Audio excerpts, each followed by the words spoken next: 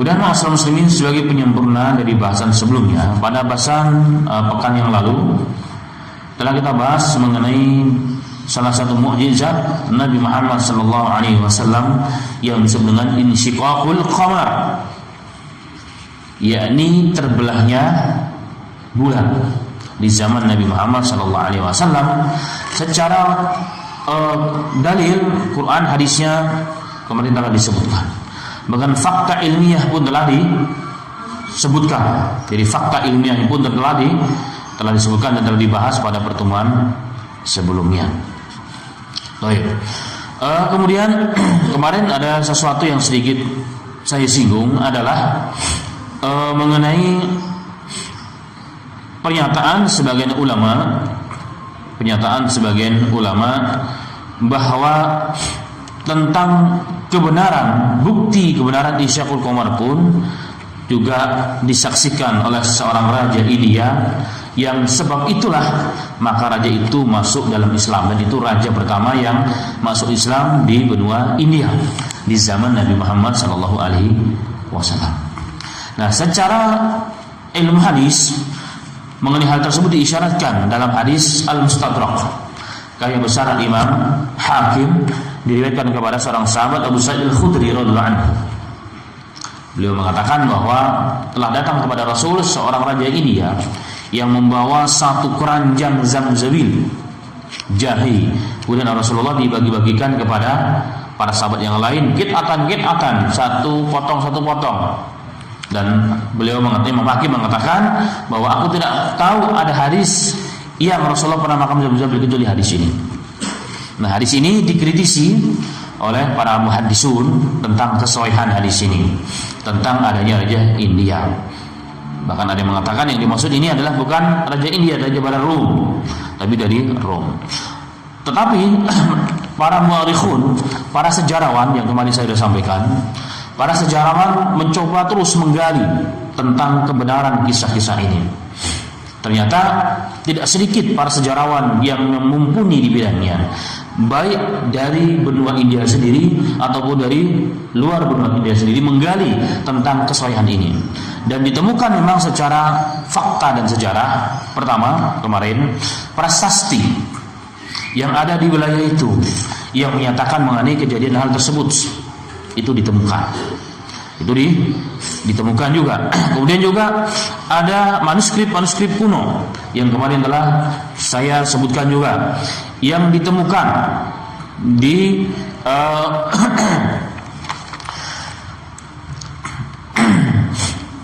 bahkan di negara yang pernah menjajah India, yaitu negara Inggris.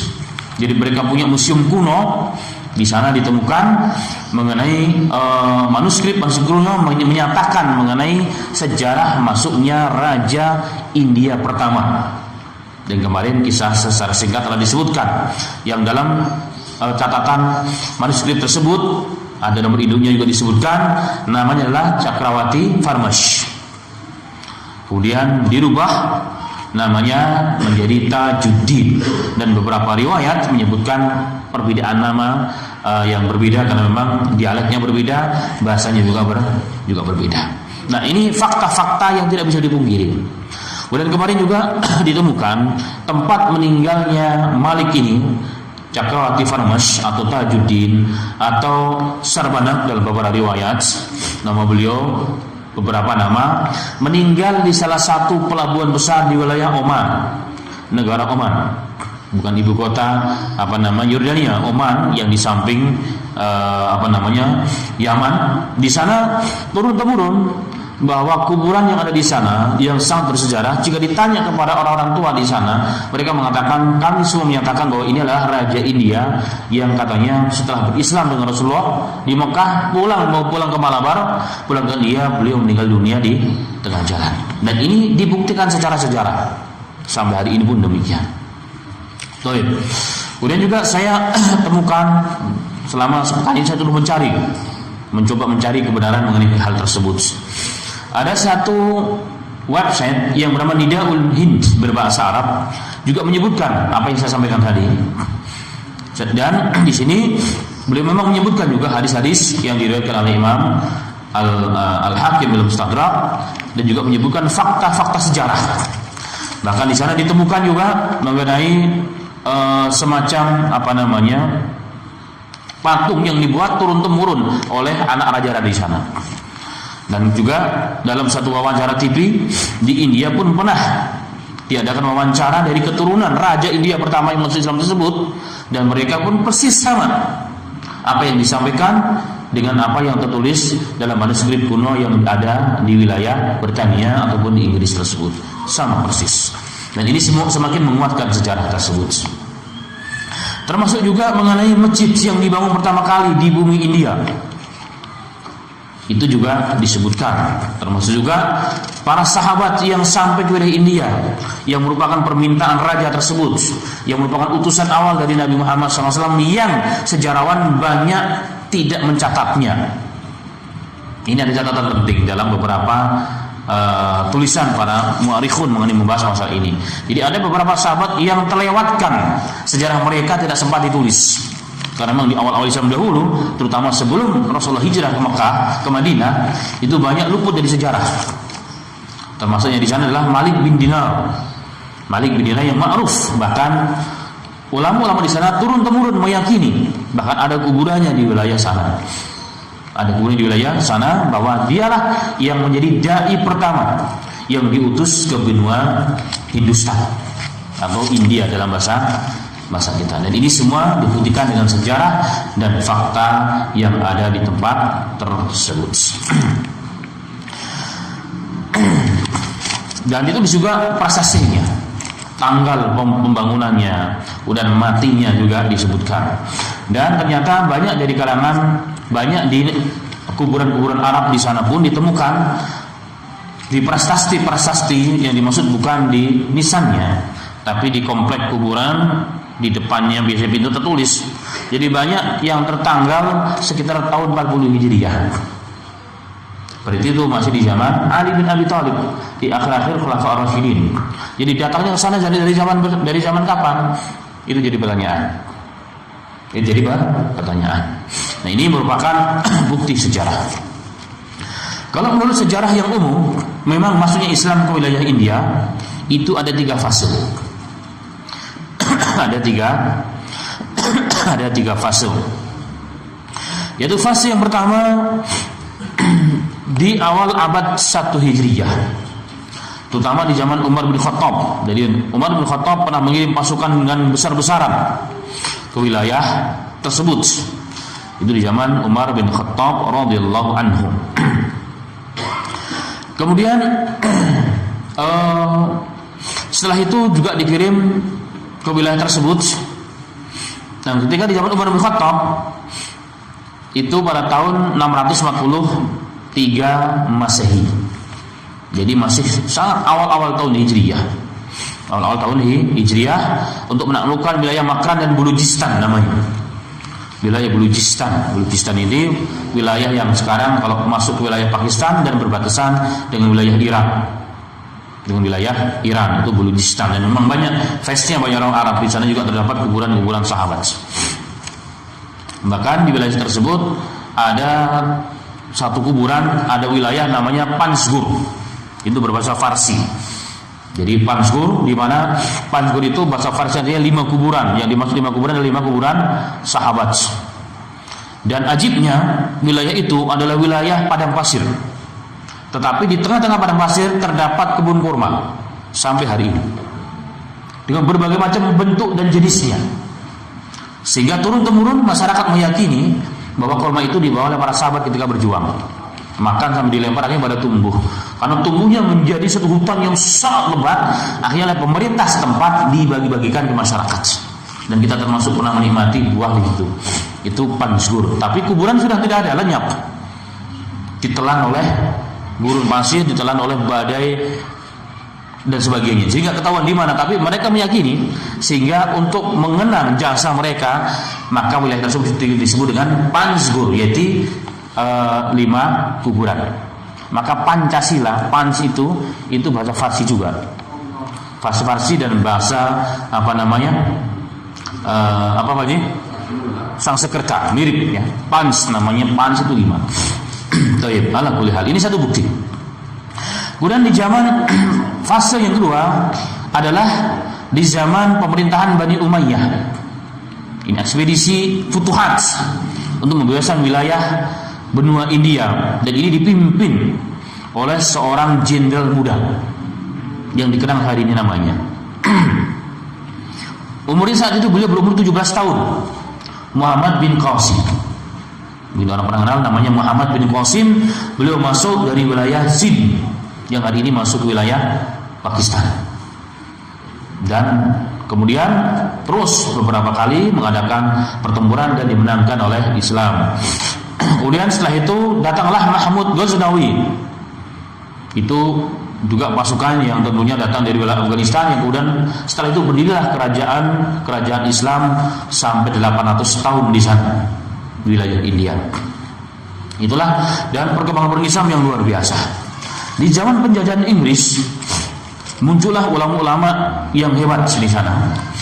Muncullah ulama-ulama yang hebat, dan kesan daripada perjuangan mereka sampai hari ini mendirikan berbagai macam lembaga, terutama lembaga pendidikan Islam yang berlevel internasional sampai hari ini. Dan itulah keajaiban wilayah tersebut. Nah, inilah sejarah-sejarah yang masuk di sana. Kemudian ma'asyiral muslimin rahimani wa rahimakumullah, berbicara India maka sering dikaitkan dengan masuknya Islam melalui Gujarat. Itu yang ma'ruf. Itu yang ma'ruf, walaupun ternyata telah ditemukan penemuan yang baru, dan itu fakta di lapangan juga, bahwa masuknya Islam jauh bahkan sebelum masuknya orang-orang Gujarat ke wilayah Nusantara sebenarnya. Dan itu bisa dibuktikan dengan berbagai penemuan prasasti dan kuburan-kuburan yang ada, bahkan di awal-awal Hijriyah itu sudah dibuktikan. Dan itu merupakan, harusnya memang perlu di Indonesia seorang ahli sejarawan yang didukung oleh pemerintah untuk mengungkap kembali sejarah ini. Karena hari ini kita dibodohi oleh penjajah. Kenapa yang kita pelajari di SD, di SMP, Islam itu baru masuk di Indonesia? Seakan-akan Islam itu belum pernah berjaya di Indonesia. Ini pertanyaan bersama. Padahal dalam satu kitab yang ma'ruf, kitab Rihlatu Ibni Battuta, perjalanan manusia pertama yang keliling dunia, itu orang Islam, berasal dari wilayah Afrika. Ibnu Battuta pernah masuk ke wilayah Nusantara 2 kali. Itu di zaman Ibnu Taimiyah. Ibnu Taimiyah itu hidup pada kurun ke-8 Hijriyah. Jadi 700-an kemarin Hijriyah. Itu kalau Masehinya tahun berapa itu? Ada yang tahu, Pak? Seribuan ya mungkin, atau sebelum itu. Jadi beliau mengatakan dalam catatan, saya punya bukunya masih, Ibnu Battuta mengatakan salah satu, dan aku melihat dulu namanya bukan Indonesia tapi Nusantara. Jadi sudah dikenal Nusantara. Beliau mengatakan, laqad ra'aitu, aku telah melihat bahwa kerajaan Nusantara, kerajaan yang punya peradaban yang sangat tinggi. Itu di zaman itu. Jadi tidak mungkin kalau Islam itu baru masuk kemudian punya peradaban yang sangat tinggi. Membuat suatu komunitas saja susah, apalagi suatu negara yang besar yang berlatar belakang orang-orang yang tidak beragama, atau minimal orang-orang Hindu dan Buddha, bisa membentuk suatu kerajaan yang hebat. Itu prosesnya cukup lama berarti. Dan beliau mengatakan raja-rajanya sangat hebat-hebat dan bijaksana, dan sangat dihormati oleh masyarakatnya. Dan ciri khas mereka, istrinya banyak-banyak. Kenapa istrinya banyak? Karena makannya ikan katanya. Jadi bagi orang Arab itu, ikan itu merupakan sumber protein yang sangat tinggi, dan mereka nggak berani makan di musim panas biasa. Kemarin saya ceritakan itu. Nah, berkalikan dengan kita, kalau kita daging. Beliau mengatakan, aku pun akhirnya makan ikan juga di sana. Itu kata Al-Imam Ibnu Battuta. Nah, ini menunjukkan perlu di masa depan mungkin antum-antum yang ada di sini mengungkap sejarah secara pasti, tertulis dengan tulisan yang ilmiah, mengungkap kapan masuknya Indonesia, kapan masuknya Islam di Indonesia. Dan saya meyakini itu di awal-awal fajr Islam, di awal-awal munculnya Islam di negara Mekah, itu sudah mulai muncul Islam di Indonesia. Kenapa? Karena Indonesia adalah satu negara yang menjadi perantara antara Arab, Asia, Eropa, dan seluruh dunia. Mau kemana? Pasti dulu melalui wilayah Nusantara. Karena belum tembus jalan darat, apalagi pesawat. Pasti melalui lautan. Dan itu bisa dibuktikan. Di Ternate ada kuburan tahun 39, 31 Hijriah kuburannya. Jadi kapan datangnya kira-kira? Makanya kita lihat orang-orang Ternate, muka-muka mereka orang-orang Ambon, muka-mukanya muka-muka Arab sebenarnya. Asli mukanya Arab. Arab banget deh pokoknya. Hidungnya sama, gayanya sama, ya kan? Ada orang Timur itu kayak orang Arab itu, mirip orang Arab persis, ya kan? Mirip kayak orang Arab, sama persis sebenarnya. Cuma sayang sudah hilang. Orang bilang apa? Hilang obornya sudah hilang obornya karena penjajahan yang luar biasa. Belum lagi di wilayah mana Sibolga dan seterusnya. Barus, dan itu merupakan kota tertua di dunia, ya kan? Barus merupakan kota tertua di dunia. Bahkan dalam beberapa penemuan, Barus itu karena menghasilkan apa? Menghasilkan Barus itulah yang untuk membalas si Firaun katanya. Dan muka orang di sana mukanya memang campur. Ada Arabnya, ada ininya, ada Eropa dan seterusnya. Dan ini semua bukti-bukti yang telah dihilangkan oleh penjajah Belanda. Kenapa bisa hilang? 350 tahun menghilangkan, bahkan asar bukti sejarah dihilangkan total oleh mereka. Bukan hanya sejarah-sejarah yang mati. Bahkan kita bertanya, kalau memang Islam sudah lama di Indonesia, mana karya-karya ilmiahnya? Kok gak ada? Padahal saya tanyakan dulu, kami diskusi sempat. Akhirnya kita cari sumbernya. Oh, Buya Hamka mengatakan bahwa kenapa ulama-ulama yang di Indonesia, yang Islam sudah lama muncul di Indonesia, sudah berakar di Indonesia, kok tidak mempunyai karya-karya ilmiah yang begitu hebat? Salah satu di antara jawabannya apa? Karena di masa penjajahan Belanda, semua karya ilmiah semua direbut, kalau nggak diberikan dibunuh, dibakar. Kalau yang perlu dibawa pulang ke negara Belanda. Sehingga karya-karya sebagian ulama-ulama kita yang disebut dengan Wali Songo pun ada di Belanda sana. Sedangkan kami dalam kajian hadis, ketika kita ingin mentakhris satu kitab, ingin mengecek keautentikan satu kitab, itu tidak boleh hanya satu kitab yang dicek, harus ada beberapa eksemplar. Dan itu ternyata ditemukan di beberapa perpustakaan Belanda dan Eropa. Itu kitab-kitab Islam yang kita dapati. Sama halnya kasus ketika umat Islam dihancurkan di wilayah Spanyol. Siapa yang mencuri kitab-kitab Islam? Orang-orang Barat. Maka bangsa Barat, kalau mereka jujur, insaf pada diri mereka dan kepada manusia, mereka pasti akan mengatakan terima kasih kepada umat Islam. Asal kalianlah kami maju, asal kalian kami melek mata kami dengan teknologi. Tanpa Islam dunia gelap gulita. Sehingga beberapa tahun yang lalu, tahun kemarin kalau tidak salah, ada seorang ilmuwan dari Amerika atau Eropa yang mengadakan seminar di sini. Intinya, saya cuma baca di surat kabar, dia mengatakan kalau dunia mau jujur, maka dunia berhutang budi terhadap Islam. Kalau dunia ilmu pengetahuan dunia mereka mau jujur ilmuannya, mereka akan mengatakan terima kasih wahai umat Islam, tanpa kalian kami dalam kegelapan sesungguhnya. Kita ambil satu contoh.